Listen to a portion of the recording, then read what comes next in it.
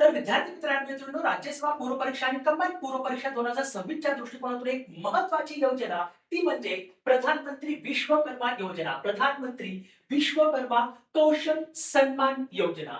ही जी योजना आहे ती 17 सप्टेंबर 2023 रोजी सुरू केलेली आहे आणि ही पूर्णपणे केंद्र पुरस्कृत योजना आहे. त्याच्यामुळे केंद्र शासनाची योजना आहे. तर या योजनेचा महत्त्वाचा उद्देश काय आहे? तर जे पारंपरिक कारागीर आणि जे शिल्पकार आहेत त्या पारंपरिक कारागिरांना आणि शिल्पकारांना जसे की सुतार, लोहार, चांभार, राईट, धोबी यांना कुंभार त्यांच्या कामासाठी व साधनांसाठी सर्वांगीण सहाय्य देणे हा याचा काय आहे मेन उद्देश आहे. तर आता या योजनेअंतर्गत काय काय दिलं जातं? तर कमी व्याजदराने या लोकांना कर्ज उपलब्ध करून दिलं जातं.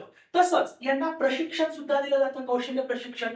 आणि कौशल्य प्रशिक्षण देताना त्या कौशल्य प्रशिक्षण कालावधीमध्ये दररोज त्यांना ₹500 भत्ता सुद्धा दिला जातो आणि त्यांचं कौशल्य प्रशिक्षण संपल्यानंतर त्यांना ₹15,000 टूल किट प्रोत्साहन पण दिलं जातं. तर हे पण लक्षात ठेवा. सगळ्यात महत्त्वाचं डिजिटल व्यवहारांना प्रोत्साहन देणे. नंतर यांच्या म्हणजे या कारागिरांच्या उत्पादनांसाठी विपणन म्हणजे मार्केटिंग सहाय्य त्यांना पूर्णपणे पुरवलं जातं. पारंपरिक कारागिरांना आधुनिक अर्थव्यवस्थेत समाविष्ट करणे या योजनेचा महत्त्वाचा हेतू आहे. एवढंच नाही तर पारंपरिक कला आणि हस्तकलेला प्रोत्साहन देणे आणि कारागिरांना सक्षम करणे आणि त्यांना औपचारिक एमएसएमई परिसंस्थेमध्ये समाविष्ट करणे या योजनेचं काय आहे उद्दिष्ट आहे. तर नक्की व्यवस्थित ही योजना लक्षात ठेवा. याच्यावरती एखादा क्वेश्चन तुम्हाला कुठेतरी पाहायला मिळेल. So thank you.